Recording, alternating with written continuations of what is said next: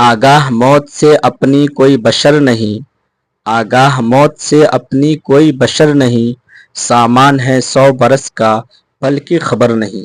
السلام علیکم ورحمۃ اللہ وبرکاتہ۔ معزز ناظرین کرام، دارالعلوم ندوۃ العلماء لکھنؤ سے بڑی افسوسناک خبر کھل کر سامنے آ رہی ہے، جسے سن کر بے حد رنج و غم ہوا۔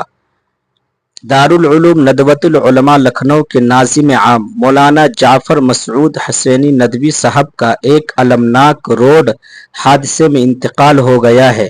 انا للہ و انا الیہ راجعون۔ مرحوم ایک باوقار عالم دین اور دین اسلام کے لیے غیر معمولی خدمات انجام دینے والے شخص تھے۔